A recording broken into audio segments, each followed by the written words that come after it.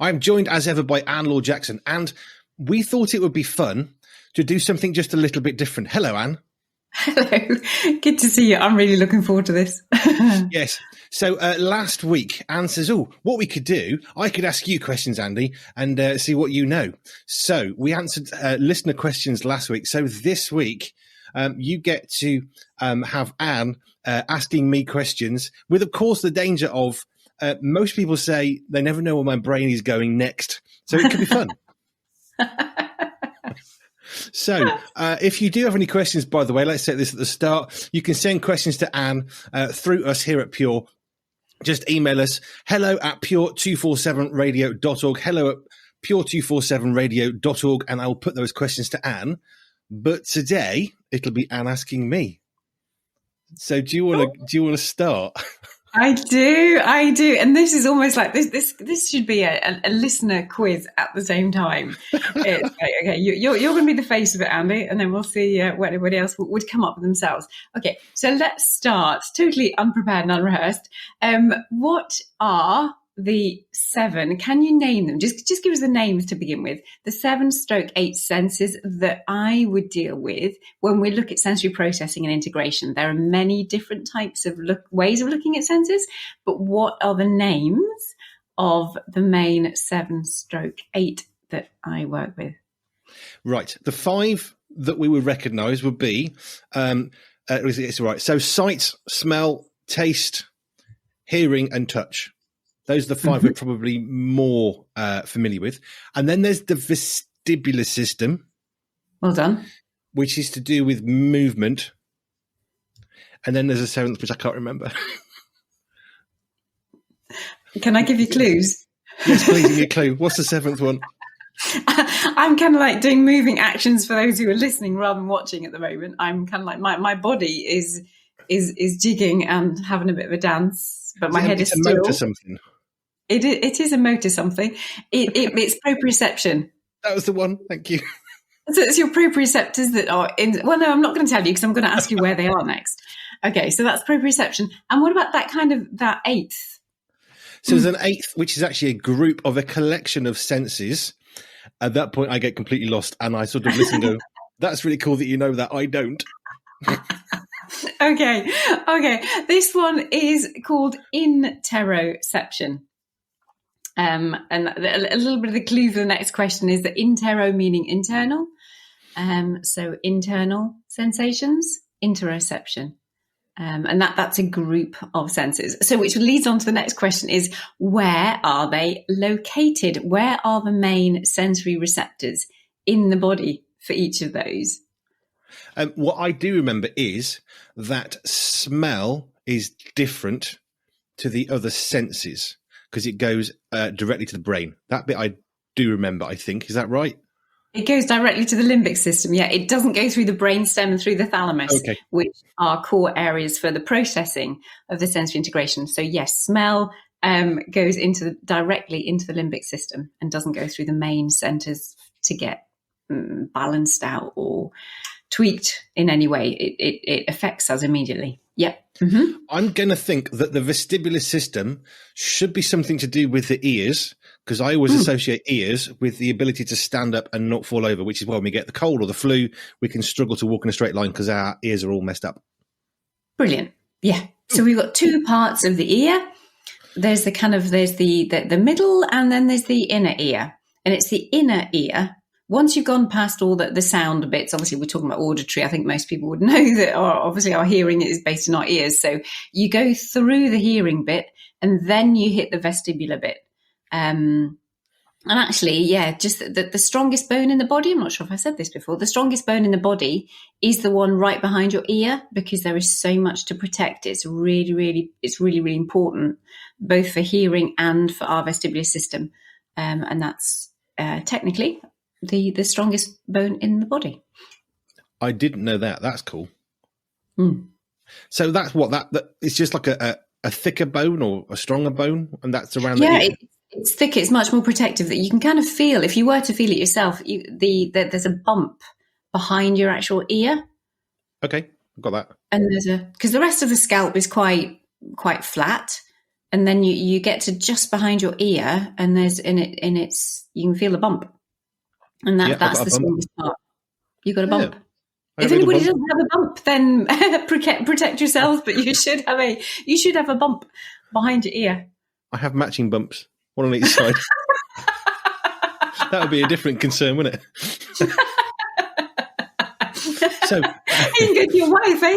I have matching bumps. On the back of my head. Right. So we're talking about location of where the senses kind of feed in. Yes. After that, I can't remember. The ear is an obvious one because we knew somebody who had a problem. I can't remember the name of the condition, but they would just fall over. And that was to do with the problem with the inner ear. It wasn't like a cold. It was nothing like that. And they would just find themselves the inability to stand up because it was messing with the inner ear. I think, is it surgery they had to have in the end? It wasn't like a cold. It was much more kind of serious than that in a sense. But yeah, you messed with it badly. So they would feel dizzy when they were sitting down and they'd fall over and it was terrible. Yeah, it's really hard because you've got these little calcium carbonate crystals on the inside in your inner ear. And if they get dislodged in any way, then that really messes up your vestibular system. That's not my area. I work when everything's kind of like should be working properly, and the mechanics should be working properly. It's just the processing getting between the receptors and the brain. That's where the problem is. But yeah, it's really hard for those. And that's, well, in a way, it's good because you can have people can twist and turn you and operate and do all kinds of things to your vestibular system to help. Meniere's disease. That was it. Meniere's. Pretty sure. Yes.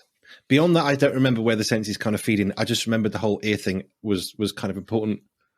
Okay. Well, kind of trust, taste, smell, vision, all the rest of those. So proprioception, though, where are those receptors, do you reckon?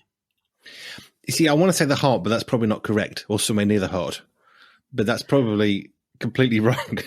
If I go back to my little dance, which was, if I keep my head still, it's very hard to keep your head still. The rest of my body is moving. And this is a really important key sense for body awareness, for coordination. Is it? It's a motor thing. So then is it the brain somehow? It will connect. The receptors are in the joints and the muscles. So every time it's Anne that answers the questions and not me. This is why we thought we'd do this and just see where this took us. It's a lovely way of being able to say, okay, yeah, no, we don't know that. So, let me tell you. So, muscles and joints, it's crucial to know where our body is and how to move it so that we can coordinate it. When we can't see, we can't smell, we can't taste where our body is, we are totally reliant on their information coming from muscles and joints, and that's our proprioceptors. So that the last one, interoception, it's not quite a trick question, but it's kind of like, yeah, so interoception, because that's our group of senses. So what do you reckon? I want to say nervous system, because it's controlling all sorts of things that are going on inside the body. So my brain then says, well, that's got to be the nervous system that's got something to do with this. Correct. It is the nervous system. Hey, it ends. The nervous system is the kind of thing which take the messages. The ends of the nervous system are based in your heart. This one would be in your heart because it's those. I knew there was something in the heart.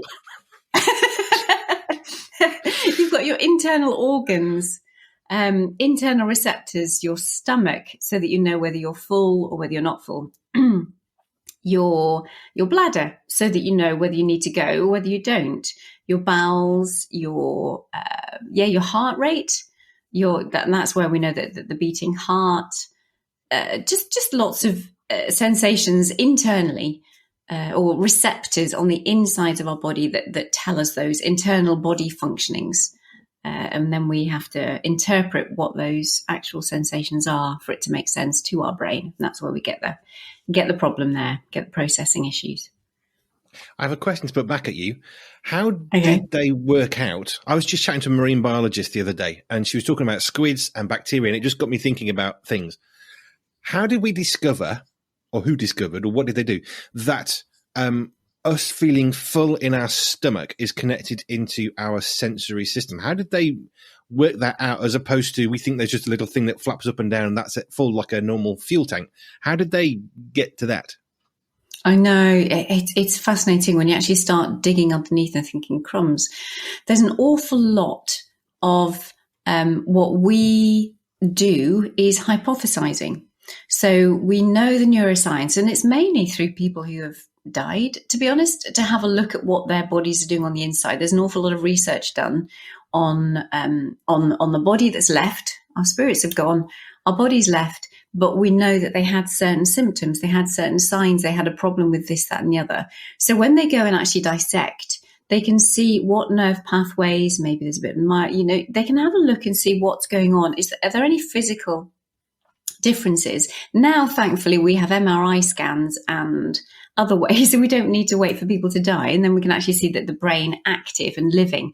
And the more actual brain imaging we can get and body imaging, the more information we're going to get to know about all of this.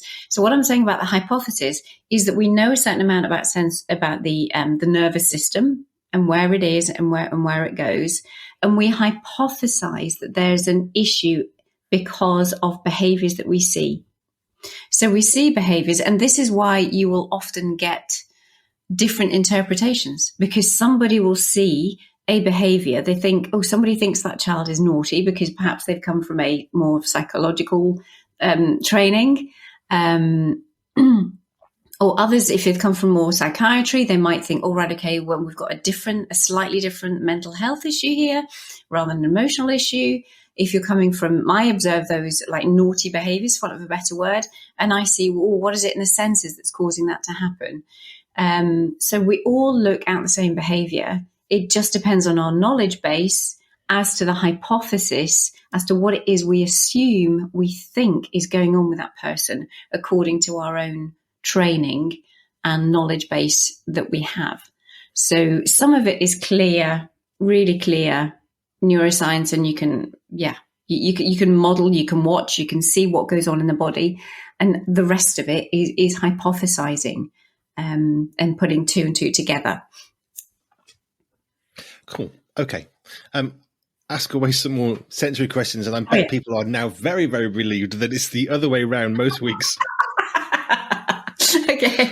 Okay. So what one thing, it'd be interesting if we went through our 7/8 senses, what might be out of kilter? Now, I don't need you to go through the whole lot, but just give an example. If someone's tactile system, if someone's touch system isn't processing or isn't very integrated, is there kind of like one thing that might look like, or they might struggle in one area because their touch system isn't that happy?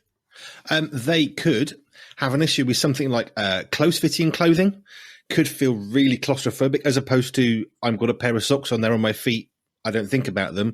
They could feel those socks and it would make it very uncomfortable. They want to take their socks off.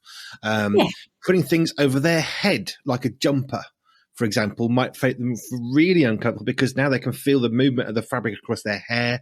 It's moving their hair, their eyelids. It'll start to really magnify the sensation that they feel, which would make them very, very uncomfortable. That's really good. 10 out of 10, sir. Right, next one. That's the tactile system. Smell. Yes. It could be strong smells. So, for example, if this was an example we had, if somebody has had sickness and they associate a smell of broccoli with being sick, they're then going to have an issue with broccoli, because now they're remembering, well, if I have broccoli, I'm going to be sick, which may not be the case, but all of a sudden the sense is so strong, it's kind of overprinted on their brain what it is they think is going on. So they then misassociate, I'm going to vomit if I have broccoli. So then you need to desensitize over time so they can actually get to eat broccoli because it's really good for you. Yes. I'm going to put a side question in. We might have to come back to this another but is I have to ask you, is sensory health, you're talking about physical health, in knowing that broccoli is good for you. Yeah. When we're talking about sensory health, is it always good for you in the moment, or is it later that you'd get the effects? I don't understand the question. All right, I don't understand the question. Okay.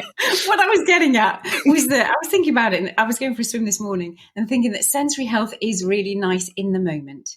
physical health, we do things because we know it's good for us, but we might not enjoy the experience.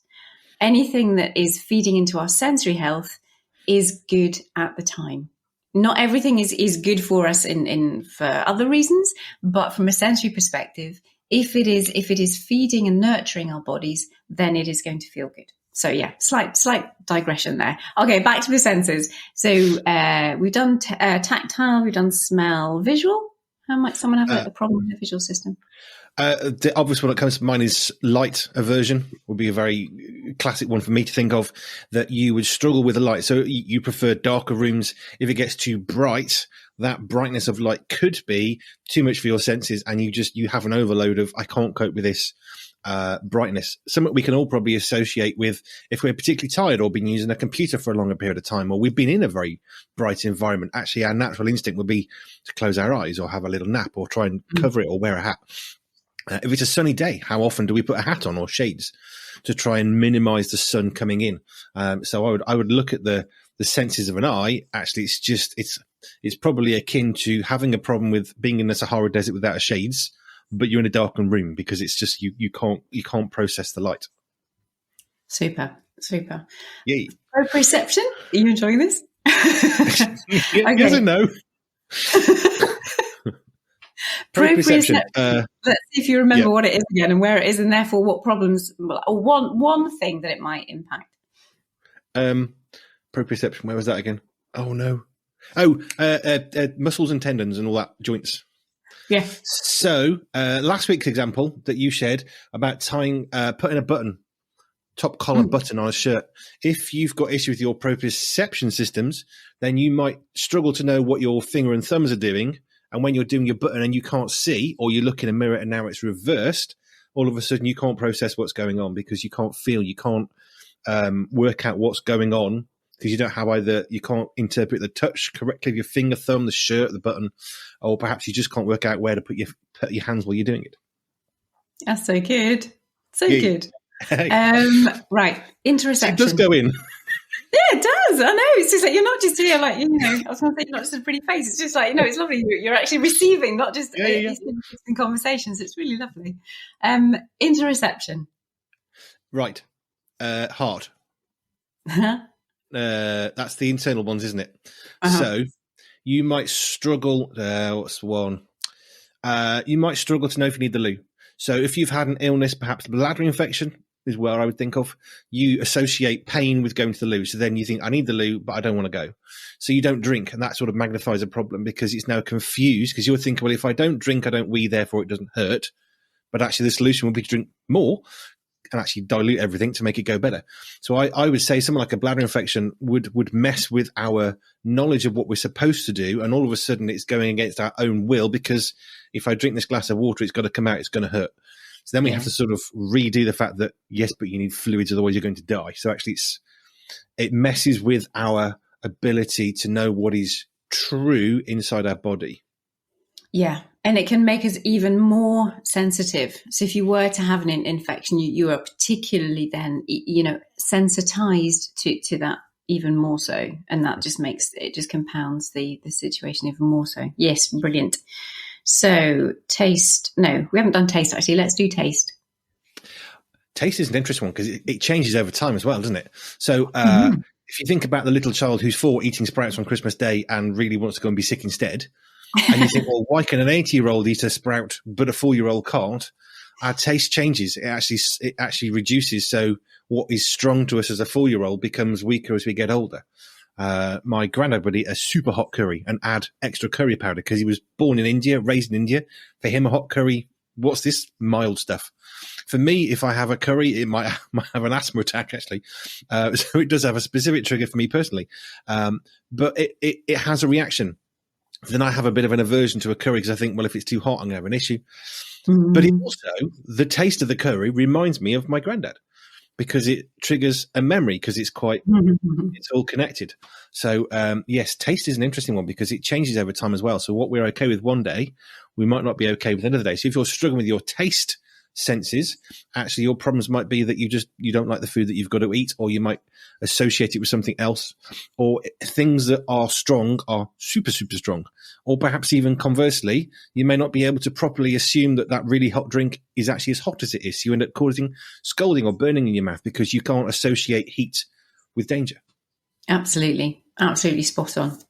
Yeah. And it's just, and those who will add more spice because it's so bland that unless they have it really spicy, that they don't perceive that it tastes, and they have no pleasure whatsoever in food. Or there are those that are really hypersensitive to any form of extra spice or taste or sweetness or anything. So this is good. So was it taste, smell, touch, vision? Done proprioception, vestibular. I've forgotten already. I don't retain information short term very well. I never ever have. I used to be the leader of a music group in a church, and we would practice on a Thursday. I do an introduction to a song, and we practice it an hour later. I've forgotten it. I've never ever retained immediately information. Vestibular. No, I've forgotten. It's gone. Okay, so let's think of vestibular. So vestibular is in the inner ear. Yes. Vestibular is about gravity. It affects our muscle tone. The vestibular system actually affects our coordination, like with using two sides of the body together, because we need both sides to be integrated, and they go through the corpus callosum and other things in the brain to actually enable bilateral coordination. So if the vestibular is doing those kind of things and helps us know about gravity and which way up we are and which way we're moving, what might be, you did give the example before that someone would stand up and maybe fall over, but you're not allowed that one again. You have to pick a new one. Right. I think of a child that we used to work with who had a real difficulty sitting still and concentrating. So the parent brought, I forgot the name of the thing, but it was like a little balance board ball thing they sit on, and they could kind of rock as they sat. And in doing that, it worked their vestibular system so that they could actually sit and listen to what we were doing. And then they were great. Yeah. Oh, that's brilliant. Yeah, fidgeting is a massive one for, if it's not the proprioceptive system, then it's the vestibular system, because of the need for movement to help them to stay still, ironically. So those little wobble cushions, they're great. Can be, anyway, if we get it with the right child. There are some children who we think it's a vestibular issue, or people think it's a vestibular issue and think, they need to wobble more. But no, actually, putting them on an unstable surface makes it worse, because it's coming from their proprioceptors that they don't have that, they don't have the core strength just to hold themselves well. So putting them on an unstable surface just makes it 10 times worse. So, there's a time and a place. And we've done interoception as well. I think we may have done all our senses.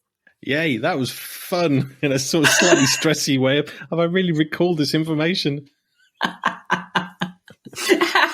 Do you want one last one or not? Have you had? Let's do a last one. No, it's fine. I never did well at exams. I never did well at that sort of stuff. If it was practical, I was okay. So I did my truck driving test, and I was okay. Really, I quite enjoyed those. I mean, it's stressful in a different way, but retaining short-term information has always been something I've been awful at. Oh, you did really well there, though. The last one is the basics. There are 3 main areas. Now, this may well tax you, and it might be more the fact that I was quite happy to fill on the gaps in this one. There are 3 main types of sensory processing issues, which again can get broken down into other subcategories and this, that.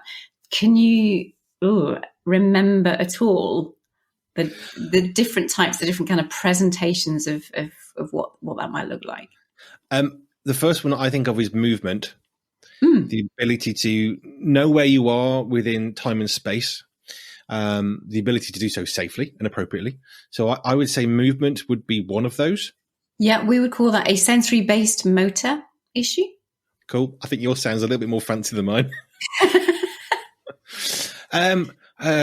So movement's one. So there's 3. There's 3. Mm-hmm. Right. What's the next one? I would say the ability to function internally with like a healthy internal sensory net, or whatever that might be described as.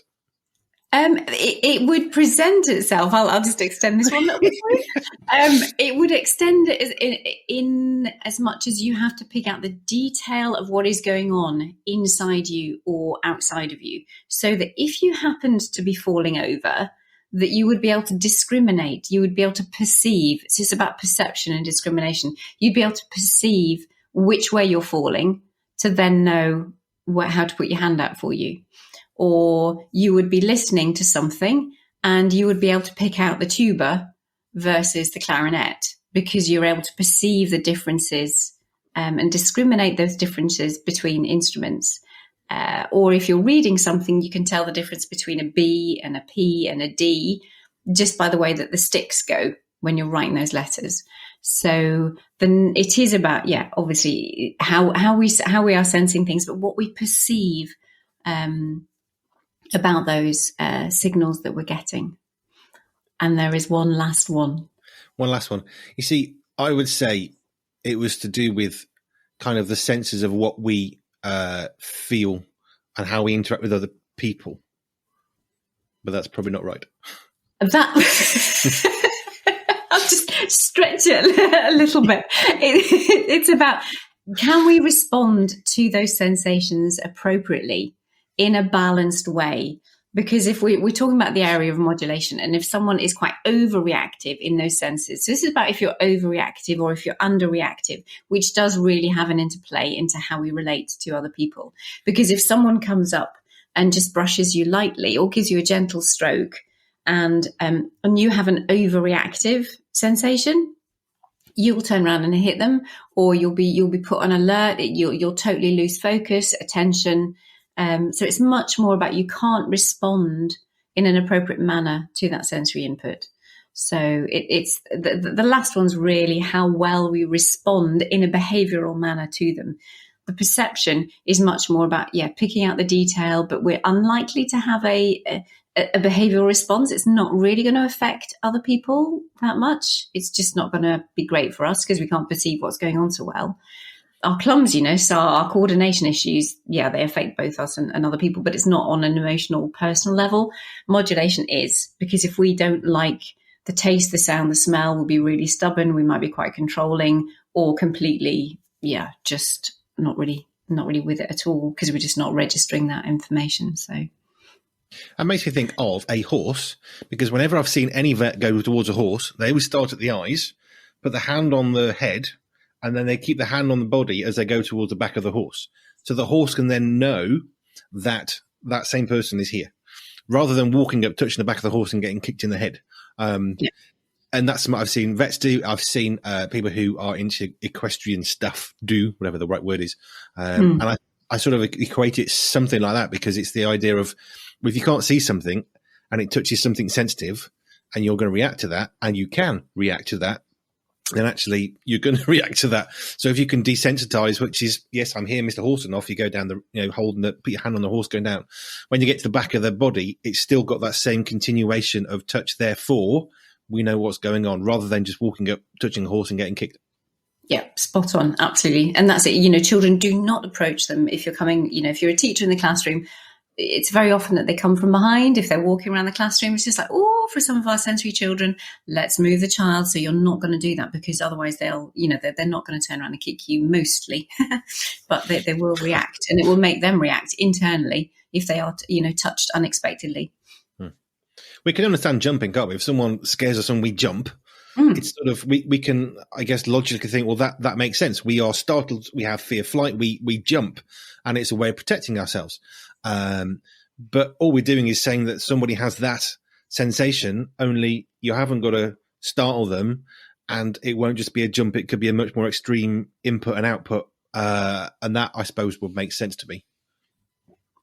Good. It's always good when it makes sense. It's like, done my job. This has been fun, actually. I do love learning. I sometimes I write stuff down or take notes or whatever, and it just sort of, it goes into my head. But it's nice I remembered quite a bit, because I do try not just to talk to people. I try to learn at the same time. Yeah, because you're always, what's so good is that you're always taking the information and you're always applying it either to someone that you knew or a situation, or you're talking about it as your family afterwards. And that's lovely. Yeah. I like to try and apply knowledge because it helps me to understand, and I figure there must be somebody else with an interesting brain like mine who works in the same way. Right. I have one question off the back of all that, which occurred to me. How do you, as somebody who is presented with, let's try and think of a really bad stereotype. My child is just naughty, they're fidgety, the teachers are fed up of them, they won't sit still, they won't learn, what's wrong with them? How do you go from that kind of confrontation? I've had that as working with children where the parent comes in and my child's doing this, and you have to try and discern through the pain what's actually going on. How do you do that? Because I when I worked in churches with children, I don't have some of the complications that you're then presented with, which is much more complicated. How do you then discern and work through to this child is not being naughty? No, they're not just fidgeting. Actually, they have a sensory issue which we can correct. Mm. Well, that's why I created the sensory super system. It was that simple, because it was just like seeing these things and being it's really hard for me. Most of my work when I'm actually doing face-to-face work is with children, and I am going into the 12/13 schools I'm going into. And it's really hard when I am faced time and time and time again with these challenging, naughty behaviors. And it's like, oh, crumbs, how can I help you see that there could be a different route, and there is a process by which we can assess that, assess those needs, because it's quite clear when you actually when you know what to look for, then it's quite straightforward going through the process. The interpretation and the treatment and the management, that gets more complicated. But anybody can do the assessment if they know what it is they need to be looking for from a sensory perspective. And that is the core part. That's the first part. I spend the whole month, if not 2 months to 3 months, getting a really decent assessment of helping equip people and teach them what it is you need to look for, so that we know within those first few months whether there is anything, or if somebody wants to do it full weekend, you can just learn it all in a weekend. But you have to know what to look for. And that is that's why I've developed what I've developed, because I want people to be able to see and be able to identify, could this be a sensory issue or not? And if it's not, brilliant. Actually, I'm working on a screening tool at the moment, to be honest, that hopefully will go up in the website shortly, to be able to say, look, do we think, is there enough of a cluster of behaviours for this to be a sensory issue? If not, then it's probably, some behaviour that needs to be looked at, some trauma, some emotional stuff, or, all of that, or parenting, or just needs a different approach. But there are specific things that we can look at, and that really is why I developed, the sensory super system, so that we can do a really good assessment. And then we know if we're dealing with sensory issues, we will pick it up in the assessment. And if we're not, in which case you go and see somebody else, because I won't be able to help you. I suppose it's a bit like the difference between, as a parent, being alarmed by what you're seeing, rushing to the hospital with your child because they've got a runny nose. And you're thinking, oh, I've Googled it, I know what this is, and you run to hospital and the doctor says they've got a cold. Go home.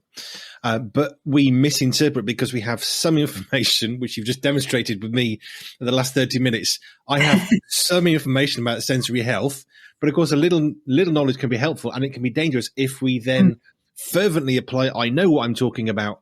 I would never ever say I know about sensory health beyond ask Anne. But I have learned some things, which is helpful. So hence my question, how do you deal with somebody when they come in and it's like, my child is fidgety, the teacher said they're terrible, what do you do?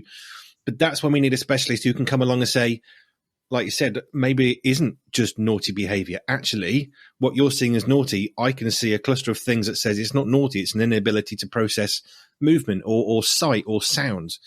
Actually, they've got a problem with other things, but that's where we need people like you who can, not like me, can see properly what's really, really going on. Mm-hmm. Yeah, and I love what I do. Yeah, and it comes out, and I think I've learned something through that, which is great. I hope. I didn't do too bad, did I? Yeah, you did amazingly. That was so good. Every 6 months, well, maybe it's just like, if we keep these conversations going, it's just like, well, do next year, and everybody's like, oh, Andy, you're so hot. You should retrain. Possibly not. Bearded occupational therapist specialists. Right. Thank you, Anne. If you want to know more about Anne Laure Jackson and how she can help you, don't ask me, ask Anne, because she's the specialist. I'm not. I'm just a bearded bloke who asks her questions and enjoys hearing her answers. If you go to our website, pure247radio.org/ALJ, that will link you up with Anne so you can access all the stuff that she has on her website. Thank you, Anne. Next week, we'll go back to normal, and I'll have some questions for you. No, that's great. Thank you, Andy. That was good fun. Thank you. Thank you. Pure 24/7 Radio is listener supported, which means we are free, online and always pure because of the generous support of our listeners. If you would like to contribute financially, please visit pure247radio.org. If you'd like to find out how we use your money, please visit the Our Cost section. Any donation of any size will help keep us on air and broadcasting for free. Thank you.